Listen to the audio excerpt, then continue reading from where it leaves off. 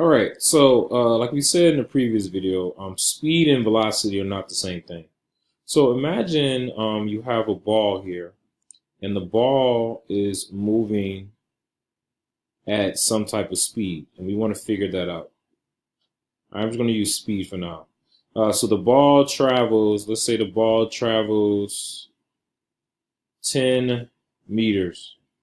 And the time that the ball travels, so this is going to be x for distance, and the time that the ball travels is going to be 2 seconds. All right, so the speed is going to be s equals x over t, distance over time.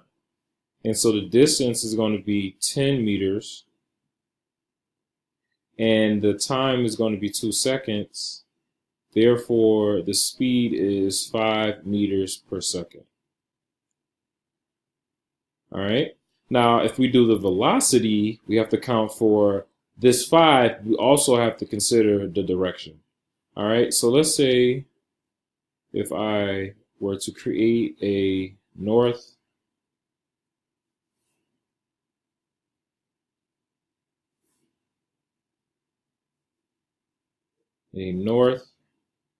south, east, and west.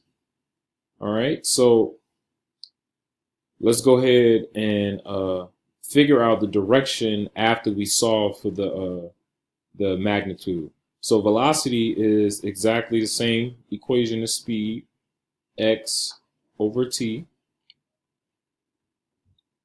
The distance is still 10 meters, and the time is 2 seconds, and the magnitude is 5 meters per second. Now, when we're talking about velocity, we have to consider direction. So it's not only going to be 5 meters per second, it's going to be 5 meters per second. It's pointing in the east direction. So it's going to be 5 meters per second east.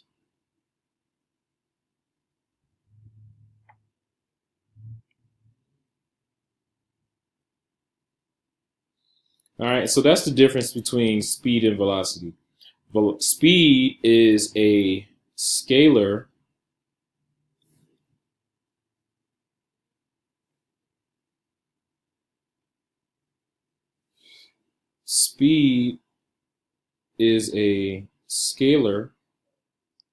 which means we only care about the magnitude, and velocity is a vector, where we care about the magnitude and its direction. And you're going to find that vector is going to be it's going to pop up a lot more because we're talking about forces now in class. So remember, a vector has something with a magnitude and direction. Thank you.